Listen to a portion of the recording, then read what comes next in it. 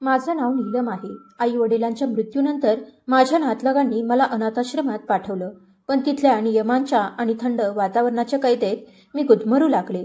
म्हणून एका रात्री अंधाराच्या आडोशाने मी तिथून पळ काढला. काही दिवस भटकंती केल्यानंतर मला एका फॅक्टरीत छोटंसं काम मिळालं. पगारही अगदी थोडा, पण जगण्यासाठी पुरेसा होता. एके दिवशी मॅनेजर फॅक्टरीत फेरफटका मारायला आले. माझ्याकडे बघताना त्यांची नजर माझ्या कानाकडे थबकली. त्यांनी विचारलं, तुझ्या कानाचं हे काय झालं? मी हळू आवाजात म्हणाले, सर, जन्मापासून असंच आहे. ते काही क्षण शांत राहिले, मग म्हणाले, चल माझ्यासोबत ये. त्यांनी मला रुग्णालयात नेलं आणि माझं DNA टेस्ट केलं.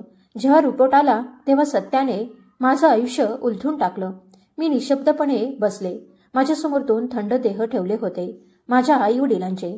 12 वर्षांची ती मुलगी जी नुकतीच उडायला शिकत होती. तिचे पंख नशिबाने छाटले होते. त्या दिवशी शाळेतून घरी परतताना माझ्या घरासमोर लोकांची गर्दी जमली होती. मी धडधडत्या मनाने आत पाऊल टाकलं आणि पुढचा क्षण माझ्यासाठी मृत्यू समान होता.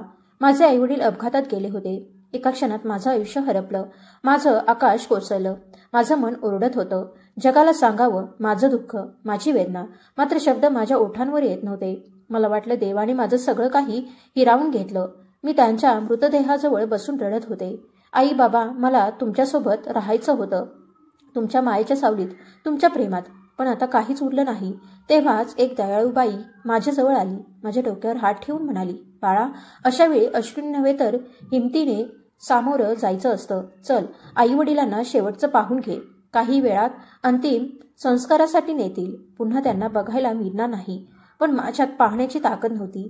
मी भिंतीला धरून हळू आवाजात म्हणाले, नको, मी त्यांना अशा अवस्थेत पाहू शकत नाही. प्लीज, मला जबरदस्ती करू नका. पण त्या स्त्रिया माझ्या आजूबाजूला जमल्या आणि म्हणाल्या, बाळा, एकदा पाहून घे, नाहीतर आयुष्यभर स्वतःला दोष देशील की तो शेवटचा क्षण तू गमावलास. मी हाताने डोळे झाकले. मला वाटलं कोणीतरी माझं हृदय मुठीत घट्ट पकडून ठेवतंय. पण त्यांनी मला हळूच उचलून माझ्या आईवडिलांच्या देहाजवळ नेलं. त्या क्षणी माझं संपूर्ण जग थांबलं आणि माझ्या आयुष्याची दिशा कायमची बदलली.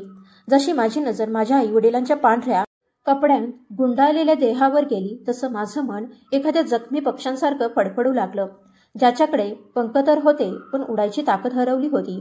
मी अक्षरशः कोसळले, किंचाळत रडू लागले, बाबा, आई, उठा, मला तुमच्याशिवाय जगायचं नाही. तुम्ही मला सोडून गेलात तर मी कधीच उभं राहू शकणार नाही. माझं सगळं जग तुम्हीच आहात. बाबा, आई, माझं कुणीच नाही तुमच्याशिवाय. देवाच्या दयेने मला या जगात एकटीला सोडून जाऊ नका. मी आकाशाकडे बघत रडत होते. देवा, माझे आई वडील मला परत दे.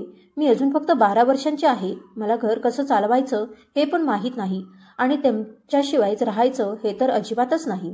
मी कुठे जाऊ, काय करू, माझं आयुष्य कसं पुढे नेऊ? मला अंधाराची भीती वाटते. आई, प्लीज उठ ना, मला खूप भूक लागली आहे. मी सकाळपासून काही खाल्लंही नाही. बाबा, माझ्याकडे बघा ना, उद्या शाळेत मला कोण सोडायला जाणार? पण माझ्या या आक्रोशाकडे कुणीच लक्ष दिलं नाही. माझे आईवडील शांत निशब्द पडले होते.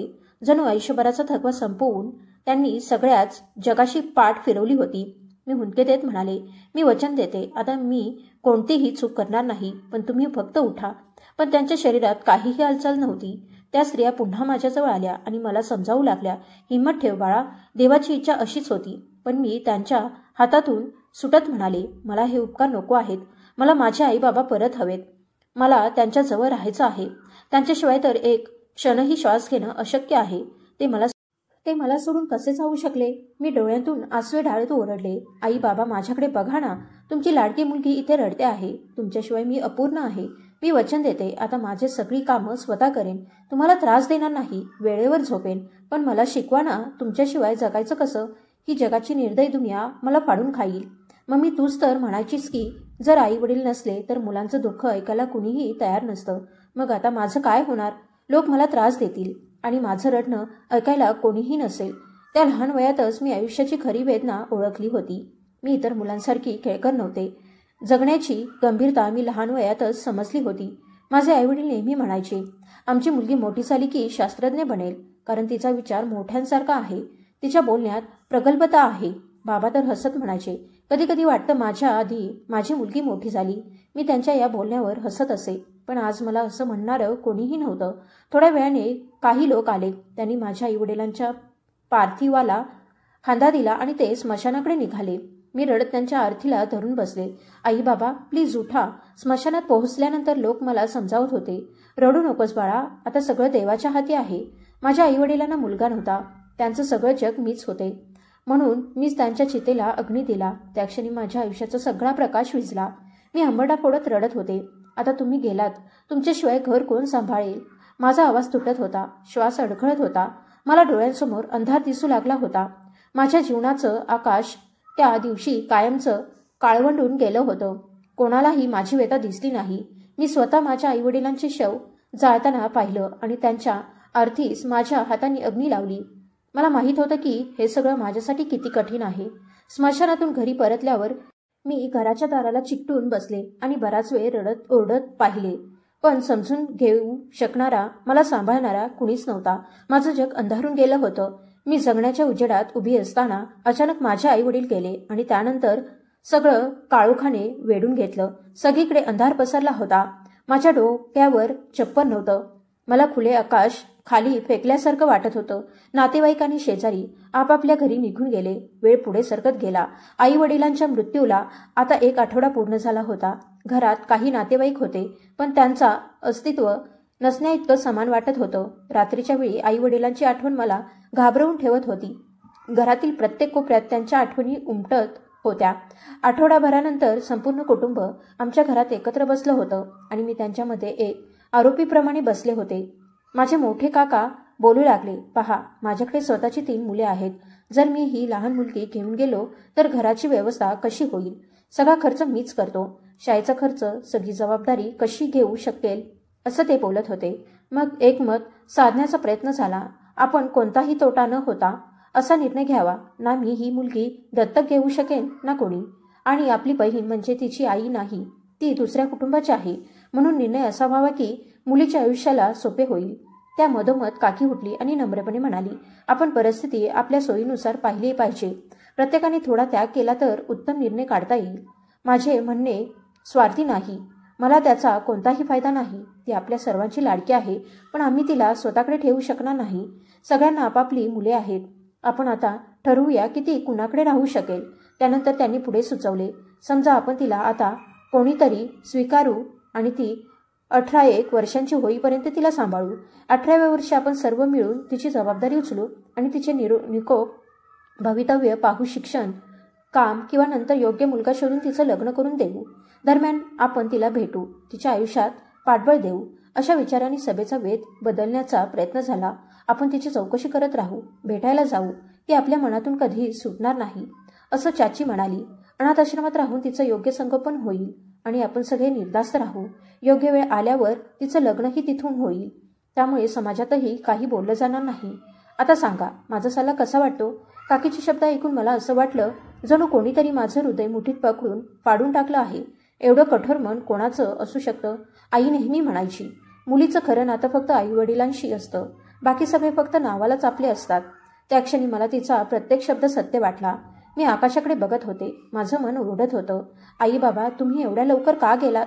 माझं काय चुकलं होतं? जर इतकंच लवकर निघून जायचं होतं तर मला या जगात आणलंच कशाला? मला का जन्म दिला? मला काय या स्वार्थी लोकांमध्ये एकटीला टाकून गेलात? थोड्याच वेळात मोठे काका, लहान काका यांनी एकमताने निर्णय घेतला. काकींचं म्हणणं सगळ्यांना योग्य वाटलं.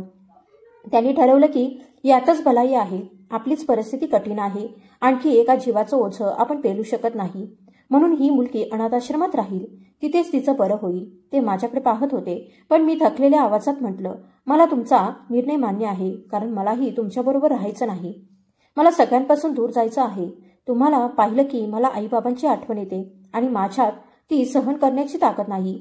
माझे शब्द खरेच होते, कारण जेव्हापासून ते लोक आले होते तेव्हापासून त्यांच्या चेहऱ्यावर मला माझ्या बाबांचा चेहरा दिसत होता आणि त्यामुळे माझं मन तुटत होतं. थोड्या वेळाने काकी आणि दोन्ही ताई माझ्या खोलीत आल्या. त्यांनी माझं सामान आवरायला मदत केली आणि मला समजावत म्हणाल्या, बाळा, तिथे जाऊन नीट राहायचं. काही खोड्या करू नकोस. तिथले नियम पाळायचे. आता तुलाच तुझं आयुष्य घडवायचं आहे. तुझे आईवडील नाहीत, त्यामुळे स्वतःला घडवायचं आहे. आमच्यावर ओझं बनण्यापेक्षा स्वतःसाठी काहीतरी कर. मी काहीही उत्तर दिलं नाही. नुसती शांतपणे ऐकत राहिले. माझे कपडे, थोडंफार सामान आवरून मी बाहेर आले. माझ्या घराचं दार बंद करण्यात आलं. टाळं लावलं गेलं. एक चावी मला दिली गेली, ती तुझ्याकडे राहील कायमची. दुसरी चावी मोठ्या काकांनी आपल्या खिशात ठेवली. ते म्हणाले, हे घर तुझं सामान आणि तुझ्या आईवडिलांचं सगळं काही तुझंच आहे. तुझ्या लग्नाच्या वेळी हे सगळं विकून तुला आनंदाने पाठवू. पण त्यांचे शब्द मला खोटे वाटत होते. माझं मन सतत सांगत होतं, जसं मी इथून जाईल हे सगळं विकून खातील.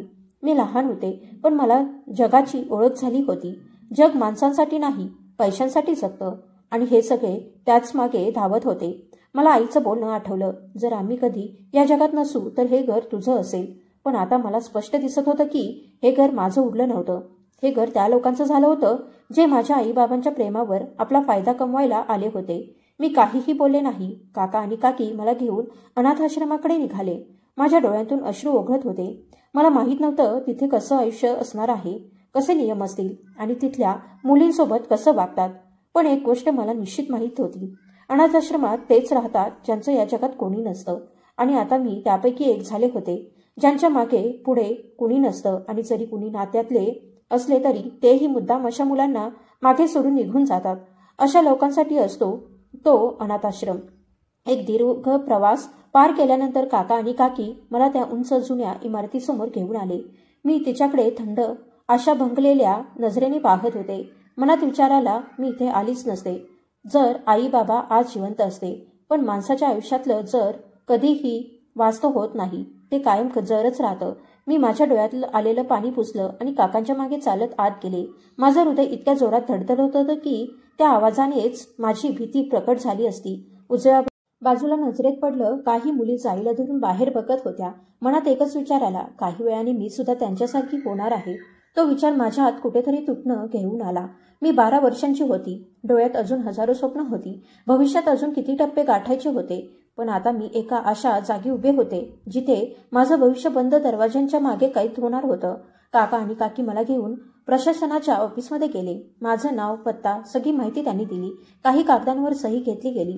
त्यांच्यात काय चर्चा होत होती याचं मला काहीच देणं घेणं नव्हतं.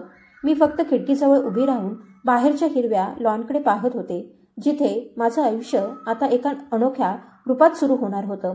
थोड्याच वेळात काका आणि काकी माझ्याजवळ आले. पण ते काही बोलतात त्याआधीच मी शांत पण ठाम आवाजात म्हणाले, मला दिलासा देण्याची गरज नाही आणि ना काही समजवण्याची. मी आता लहान नाही.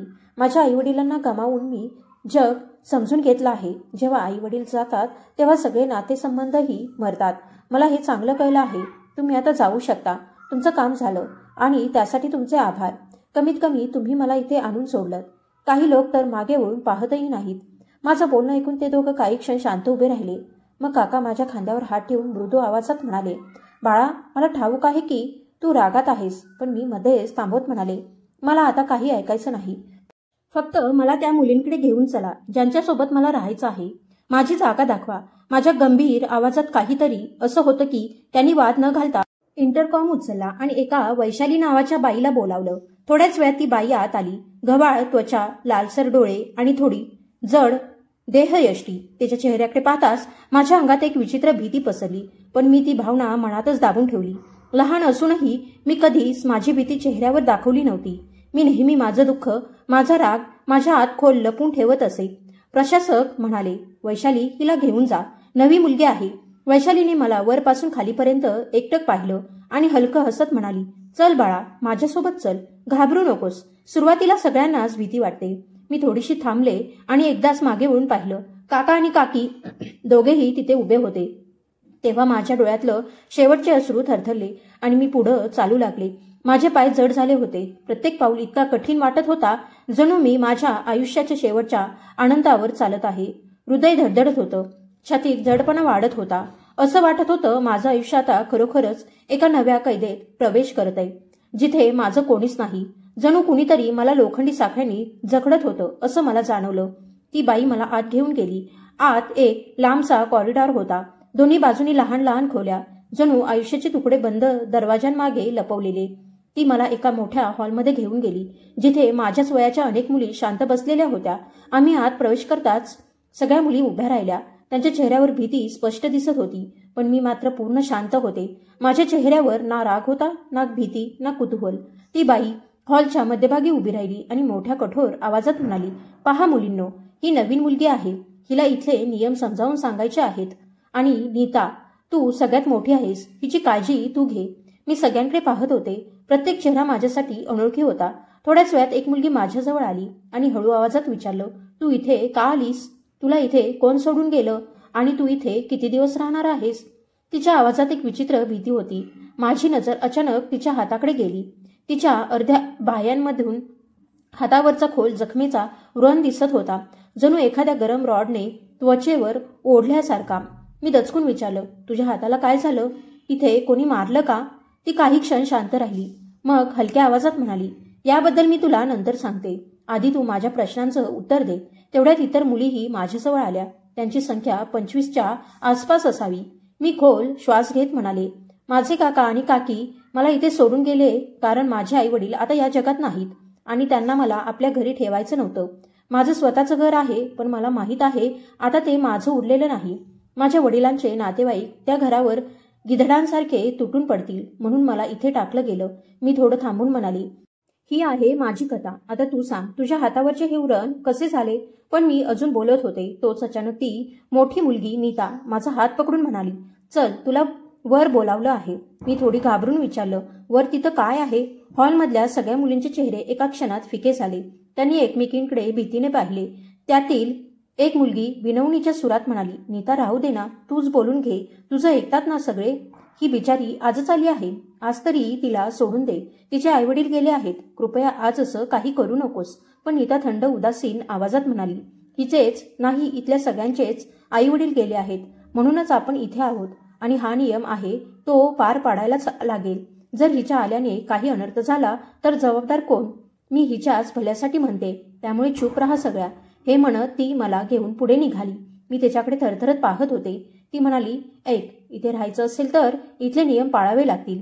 जर तू ते पाळलेस तर कुणी तुला त्रास देणार नाही, पण जर नाही पाळलेस तर रोज स्वतःलाच दुःख देत जगावं लागेल. इथे कुणी येत नाही ना कुणी परत जातं.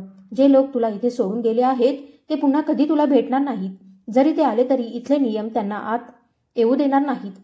हेच इथलं सगळ्यात मोठं सत्य आहे. एकदा इथे आलेली मुलगी फक्त 2 मार्गांनी इथून बाहेर पडते.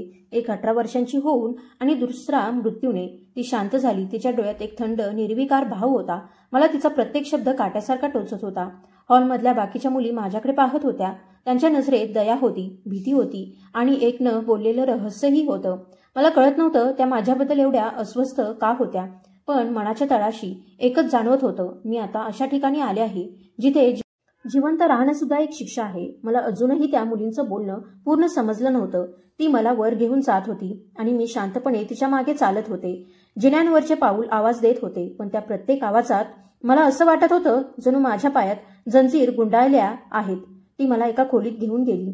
खोली अगदी साधी होती. एक टेबल, 2 खुर्च्या आणि भिंतीवर अंधुक प्रकाशाची एकच ट्यूबलाईट. तिने मला खुर्चीवर बसवलं आणि म्हणाली, थोड्या वेळात एक बाई येतील, त्या तुला काही सांगतील. त्या जे काही म्हणतील ते न बोलता ऐकायचं आणि शांतपणे करायचं. जर तू विरोध केलास तर लक्षात ठेव, तुला इथे कोणी वाचवू शकणार नाही. ती माझ्याकडे पाहत होती. तिच्या आवाजात एक थंडगार इशारा होता. माझं बोलणं समजलं ना? तिने विचारलं. मी फक्त मान हलवली, पण मनात मात्र भीती दाटून आली होती. मला अजूनही तिचं म्हणणं कळत नव्हतं. ती खोलीतून निघून गेली आणि मी पूर्णपणे एकटी उरले. त्या शांततेत माझ्या श्वासांचा आवाजही मला मोठा वाटत होता. मनात विचारांची गर्दी होती. मी इथे का आले? काय होणार माझं? अर्धा तास गेला असावा. अचानक दरवाजा उघडला आणि आत आली तीच बाई जी मला प्रशासनाच्या ऑफिसमधून घेऊन आली होती. तिचा चेहरा अंधुक प्रकाशात अधिक भयानक वाटत होता. मी घाबरून उभी राहिले. ती थंडपणे म्हणाली, तर नीताने तुला इथले नियम सांगितलेत ना? मी हलक्या आवाजात म्हणाले, हो. तिने सांगितलं की 18 वर्षांची झाल्यावर मला इथून सोडलं जाईल आणि तोपर्यंत कुणालाही भेटता येणार नाही. माझे ओळखीचे लोक आले तरी मला त्यांना पाहता येणार नाही. हे ऐकून ती बाई हलकसं हसली, पण त्या हसण्यात काहीतरी भयंकर होतं. ती म्हणाली, ती मुलगी मूर्ख आहे. तिला सांगायचं होतं की नियम फक्त शब्दात नसतात, ते अंगावर कोरले जातात. आता तुला हे स्वतः अनुभवायला मिळेल. इतक्यात ती बाहेर ओरडली, रमेश घेऊन ये, मुलगी तयार आहे. काही क्षणांनी एक पुरुष आत आला. त्याच्या हातात लाकडी पेटी होती. त्याने ती टेबलावर ठेवली. माझं हृदय जोरजोरात धडधडू लागलं. ती बाई म्हणाली, या ठिकाणचा एक नियम आहे. इथे राहणाऱ्या प्रत्येक मुलीच्या हातावर एक निशाण केलं जातं, एक खूण, जी सांगते की ती या अनाथाश्रमाची आहे. ही तिची ओळख असते. मी अवाक होऊन तिच्याकडे पाहत राहिले. माझ्या डोळ्यातून नकळत अश्रू आले. काय म्हणालात तुम्ही? मी थरथरत विचारलं. ती शांतपणे म्हणाली, होय, हाच इथला नियम आहे. आता आपला हात वर कर. मी मागे सरकले. नको, माझा हात जळेल. कृपया असं करू नका. मला खूप भीती वाटते. मी काही चुकले नाही. ती म्हणाली, इथे कोणी बरोबर चूक पाहत नाही. परंपरा महत्वाची असते आणि या परंपरेपुढे कोणी उभं राहू शकत नाही. माझ्या डोळ्यातून ओघरणारे अश्रू आता थांबत नव्हते. मी थरथरत विनवणी केली, देवाच्या नावाने सांगते, असं करू नका. मला फार त्रास होईल. आता मला कळलं की त्या मुलीच्या हातावरचा जखमेचा व्रण कशाचा होता. तो तुम्हीच दिला होता ना, नाही का? मी पुढे काही बोलण्याआधीच तिने पेटीतून एक लोखंडी सळी उचलली. तिच्या टोकावर अंधुक लालसर झळक होती, जळलेल्या लोखंडाची. ती माझ्या दिशेने पुढे सरकली आणि म्हणाली, हात वर कर. मुली, हीच तुझी ओळख आहे.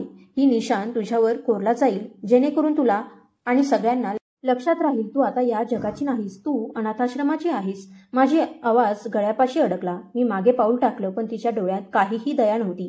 ती जशी पुढे आली तसंच मी मागे सरकत राहिले आणि त्या क्षणी मला जाणवलं, माझं बालपण, माझं स्वातंत्र्य, माझं अस्तित्व त्या जळत्या सळीच्या उष्णतेत वितळून जाणार होतं. माझ्या हातावर त्या लाल तप्त सळीचा टोक दाबला गेला आणि माझ्या तोंडातून भीषण किंकाळी बाहेर पडली. माझा आवाज संपूर्ण खोलीत घुमला. भिंतीही थरथरल्या. जणू इतक्या असह्य वेदना मी कधीच अनुभवल्या नव्हत्या. मी वेदनेने थरथरत किंचाळत खाली जमिनीवर बसले. माझ्या हाताला असं वाटत होतं जणू हाडं फुटून जात आहेत आणि त्वचेखाली आग धावते आहे. त्या जळत्या वेदनेत माझं अंग शहारत होतं. ती स्त्री माझे केस पकडून गुरगुरत म्हणाली, आपली जीभ बंद ठेवलीस तर बरं होईल. तुझ्यापूर्वी इथे आलेल्या सगळ्या मुलींची तोंड कायमची बंद झाली आहेत. तू अजून बोलू शकतेस, म्हणून गप्प राहणं शिक. मी अजूनही थरथरत जमिनीवर पडले होते.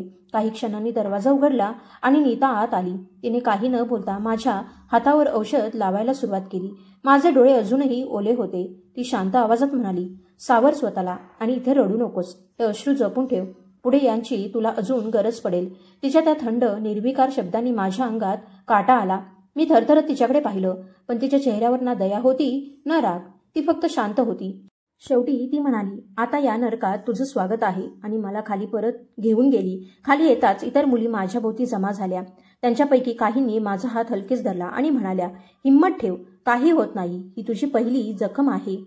जर तू स्वतःला सावरलं नाहीस तर वॉर्डनं तुला आणखी त्रास देईल. कृपया रडू नकोस. इथे तुझी काळजी तूच घ्यायची आहे. मी काहीही बोलले नाही. त्यांच्या शब्दात मला काळजी वाटली, पण माझ्या मनात एकच विचार घोळत होता, जर कुणी मला आपलं म्हणालं असतं, जर कुणी मला आपल्या घरी सन्मानाने ठेवलं असतं तर मला या नरकात यावं लागलं नसतं. मी डोळे मिटून काही वेळ तसेच पडून राहिले. थकव्याने अंग सुन्न झालं होतं. पण अचानक एक मुलगी धावत आली आणि मला हलवून म्हणाली, लवकर उठ, वॉर्डनं येते तुझा हात पाहायला. मी अर्धवट जागी होत तिच्याकडे पाहिलं आणि तेवढ्यात माझं भान हरपलं. मला काहीच कळलं नाही. मी बेशुद्ध पडले होते. जेव्हा मी शुद्धीवर आले, माझ्या हातावर पट्टी बांधलेली होती. मी पलंगावर बसले होते. दरवाजा उघडला आणि एक लेडी डॉक्टर आत आली. तिने मला पाहून विचारलं, काय ग, आता कसं वाटतंय? फार दुखतंय का? मी काहीही बोलले नाही, फक्त मान हलवली. ती म्हणाली, बरं झालं. आता चल, डायनिंग हॉलमध्ये सगळे तुझी वाट बघतायत. मी हळूच उठले आणि हॉलमध्ये गेले. जसं मी अण्णाच्या टेबलाजवळ उभी राहिले तशी एक बाई कठोर आवाजात ओरडली, इथे तुझे नोकर नाहीत जे तुला हातात खायला देतील. खुर्चीवर बस आणि स्वतः खा. मी शांतपणे तिच्याजवळ जाऊन बसले. तिने मला अर्धवट शिजलेले तांदूळ आणि पातळ डाळ दिली आणि म्हणाली, हेच तुझं अन्न आहे, परत मागायचं नाही. जेवणानंतर तीच बाई ओरडली, अगं मुली, प्लेट कोण धुणार? मी काहीही न बोलता उठले आणि स्वयंपाकघरात जाऊन दोन्ही प्लेट धुवून आणल्या. बाकीच्या मुली हॉलमध्ये जमिनीवर झोपायची तयारी करत होत्या. मी कोपऱ्यात जाऊन पडले. खोली अंधारलेली होती. माझ्या मनात भीती दाटून आली होती आणि डोळ्यांसमोर फक्त आईबाबांचे चेहरे येत होते. अश्रूंनी उशी ओली झाली होती. इथल्या प्रत्येक नजरेत मला परकेपणा दिसत होता. थोड्याच वेळात नीता पुन्हा आली. ती माझ्याजवळ बसली आणि हळू आवाजात म्हणाली, माफ कर नीलम, तुला वर नेलं ते मीच. पण माझं एक, ज्यांना मी आधी सांगितलं होतं त्या वर गेल्याच नाहीत आणि मग वॉर्डनं त्यांना ओढून नेऊन स्वतःच शिक्षा देत असे. मी तुला वाचवू शकले नाही, पण तुला सांगते, इथे जगायचं असेल तर मन दगड कर. तिचे शब्द माझ्या कानात घुमत राहिले. त्या रात्री मी झोपू शकले नाही. जखमेच्या वेदना कमी झाल्या होत्या, पण आतली जखम ती कायमची उमटली होती. जर मी तुला वर नेलं नसतं, नीता हळू आवाजात म्हणाली, तर तुलाही त्या लोकांनी निर्दयीपणे मारहाण केली असती. म्हणून मी शांतपणे तुला तिथं नेलं. जे काही व्हायचं होतं ते त्या खोलीतच झालं. इथं प्रत्येक मुलीच्या हातावर तो रॉड लावला जातो. जो विरोध करतो त्याला इतकं मारतात की तो जिवंत असतो पण आतून मरतो. ती थोडीशी थांबली आणि पुढे म्हणाली, नीलम, या ठिकाणी अश्रूंना मोल नाही. जे रडतात ते संपतात. दोन मुलींचा इथे मृत्यू झालाय त्याच्याच कारणाने की त्यांनी सहन करण्याची ताकद गमावली. मी तुला घाबरवते असं नाही, पण हे वास्तव आहे. जर तू मजबूत राहू शकत नाहीस तर इथून पळून जा. मी तिच्याकडे थरथरत पाहिलं आणि रडत म्हणाले, पण मी कुठे जाऊ? माझ्याकडे कुठलंच ठिकाण नाही, कुणी नाही या जगात. ती उठली, माझ्या खांद्यावर हात ठेवून म्हणाली, मग स्वतःला मजबूत कर. रडून बेशुद्ध होऊन काही सुटत नाही. इथं प्रत्येक दिवस म्हणजे एक नवी परीक्षा आहे आणि उद्याची परीक्षा तुला अजून मोठ्या वेदनेची असेल. उद्या तुला छतावर नेलं जाईल आणि तिथं तुझी किंमत ठरवली जाईल. मी तिच्याकडे दचकून पाहिलं. काय म्हणालीस? कोणती परीक्षा? कोणती किंमत? माझ्या आवाजात भीती होती. ती काही क्षण शांत राहिली, मग माझा हात धरून मला एका कोपऱ्यात घेऊन बसली. तिच्या चेहऱ्यावर वेदना होती, पण शब्दात भयानक सत्य होतं. ती म्हणाली, इथं येणाऱ्या मुली पुन्हा कधी जग पाहू शकत नाहीत. त्या कायमच्या संपवल्या जातात. जिवंत असतात पण गुलामीत जगतात. जेव्हा तू 18 वर्षांची होशील तेव्हा तुला परदेशात पाठवलं जाईल. तिथं तुझी ट्रेनिंग घेतली जाईल. श्रीमंत लोकांना खुश ठेवणं हीच आपली सेवा असते. आज रात्री जे लोक इथं येतील ते तुझ्याकडे पाहतील, बोलतील आणि ज्या माणसाने जास्त पैसे मोजले त्याच्याकडे तुझं भविष्य विकलं जाईल. मी हादरले. माझ्या डोळ्यात अश्रू नव्हते, फक्त राग आणि अविश्वास होता. काय म्हणतेस तू? म्हणजे आपल्याला विकलं जातं?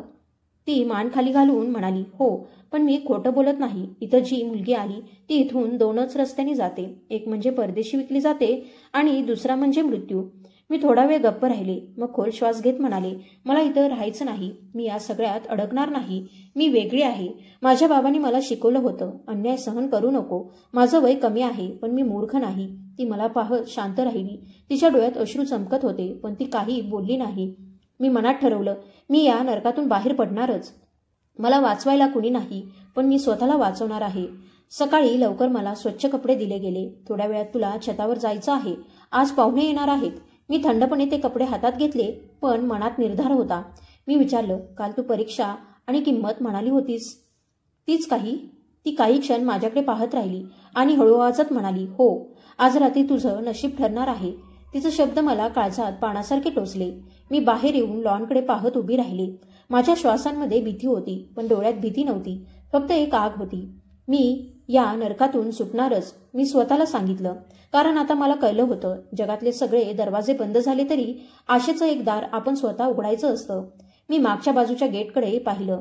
मला तिथपर्यंत कोणत्याही किमतीत पोहोचायचं होतं. गार्डला पाहिलं तेव्हा तो डुलकी घेत होता. कदाचित रात्रीची ड्युटी झाल्यानं आता त्याला झोप येत होती. मी हळूहळू पायांचा आवाज न करता मागच्या बाजूला गेले आणि मागच्या दरवाजाजवळ पोहोचले. मी मागे वळून पाहिलं नाही. समोरचं गेट फारसं उंच नव्हतं.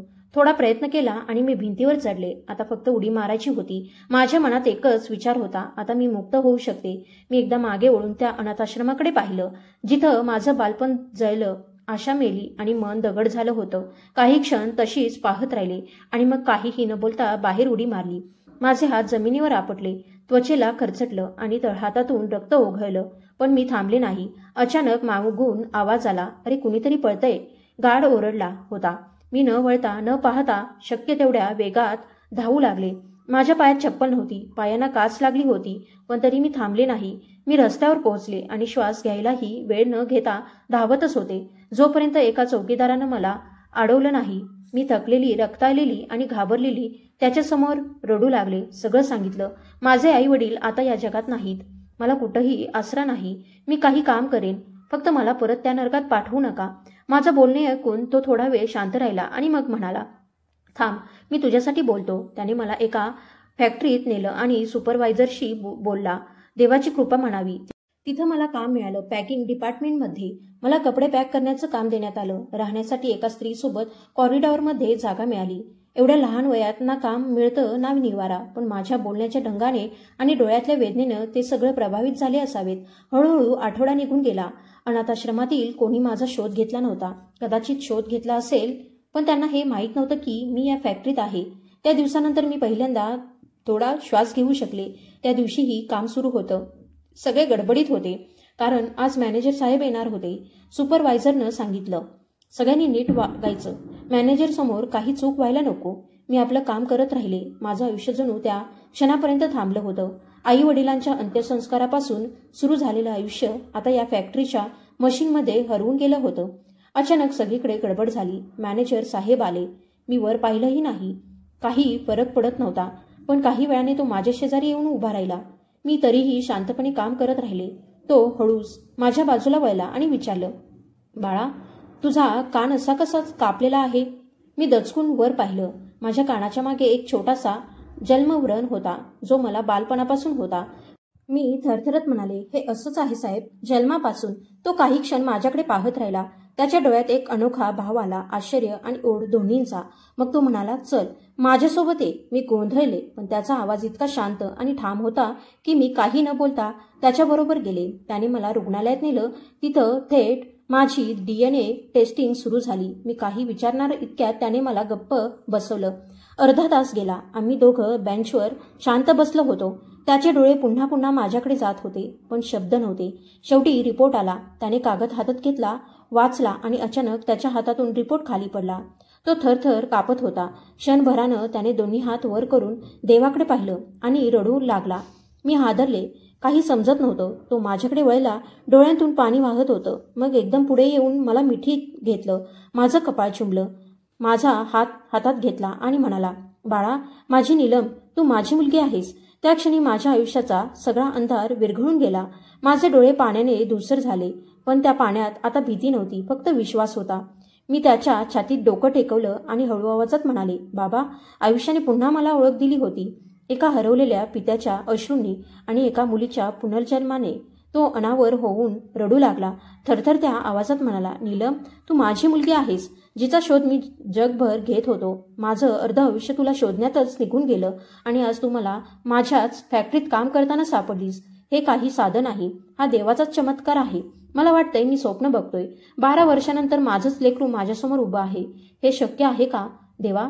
त्यांच्या डोळ्यातून ओघळणारे अश्रू त्यांच्या आवाजातल्या प्रत्येक शब्दात मिसळले होते. आनंद, वेदना आणि देवाप्रती कृतज्ञता. त्यांनी दोन्ही हात वर केले आणि आसोगाळत म्हणाले, हे देवा, तू किती दयाळू आहेस. माझ्या आयुष्यातली हरवलेली आशा तू आज मला पुन्हा दिलीस. माझ्या आयुष्याचा अर्थ परत दिलास. मी स्तब्ध उभी होते, पण त्यांनी थरथरत्या आवाजात पुढे सांगितलं, नीलम, तुझे वडील प्रतापजी माझ्या घरी नोकरी करत असत. ते माझ्यासाठी केवळ कामगार नव्हते, तर माझे जिवलग मित्र होते. त्या काळात माझ्या आणि त्यांच्या दोघांच्याही घरी अपत्य नव्हतं. आम्ही दोघंही देवाकडे सतत प्रार्थना करत असायचो. मग देवाने कृपा केली आणि माझ्या घरी तू जन्मलीस. 2 दिवस तू आमच्यासोबत होतीस, पण ते तुला घेऊन गेले. कदाचित त्यांना वाटलं तू दूर गेलीस तर तुला चांगलं आयुष्य मिळेल. मी प्रत्येक ठिकाणी तुम्हा दोघांना शोधलं, पण तुम्ही कधी सापडलातच नाही. आणि आज 12 वर्षांनी तू माझ्यासमोर उभी आहेस. मी त्यांच्या डोळ्यात पाहत राहिले. शब्द गळ्यापाशीच अडकले. शेवटी हळू आवाजात म्हणाले, बाबा, माझे वडील प्रतापजी आता नाहीत. ते देवाघरी गेले. त्यांच्या चेहऱ्यावर दुःख उमटलं, पण त्या दुःखातही एक शांती होती. जणू देवाने त्यांना त्यांचा हरवलेला श्वास परत दिला होता.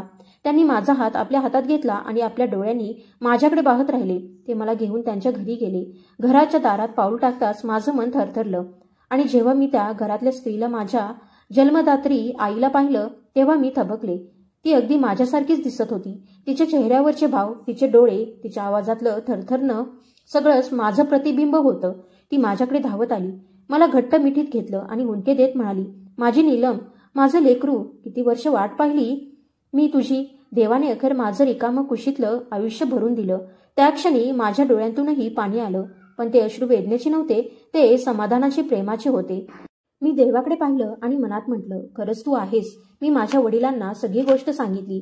त्या अनाथाश्रमातलं भय, त्या निर्दयी स्त्रियांचं राज्य आणि तिथे अजून कित्येक मुलींचं तडफडत चाललेलं आयुष्य. त्यांनी एक क्षणही न दवडता पोलिसांत तक्रार दाखल केली. काही दिवसातच त्या ठिकाणी छापा पडला. तिथल्या सगळ्या मुली मुक्त झाल्या. तो अनाथाश्रम कायमचा बंद झाला. आज मी माझ्या आई वडिलांसोबत आहे, सुरक्षित, प्रेमाने वेढलेली आणि मनभर कृतज्ञतेने भरलेली. देवाने मला दुसऱ्यांदा जन्म दिला आहे. त्या दिवशी मला उमगलं, माणूस कितीही हरवला, तुटला अथवा अंधारात गेला तरी देव त्याचा हात धरतोच. जीवनाचं नियंत्रण आपल्या हाती नसतं, ते वर बसलेल्याच्या हाती असतं. आणि तो जेव्हा योग्य वेळ येते तेव्हा आपल्या आयुष्यात असंभव वाटणारे चमत्कार घडवतो. आज मी रोज रात्री देवाकडे एकच प्रार्थना करते, धन्यवाद माझं तुटलेलं आयुष्य पुन्हा जुळवल्याबद्दल आणि मला माझं स्वतःचं घर, माझं प्रेम परत दिल्याबद्दल. धन्यवाद.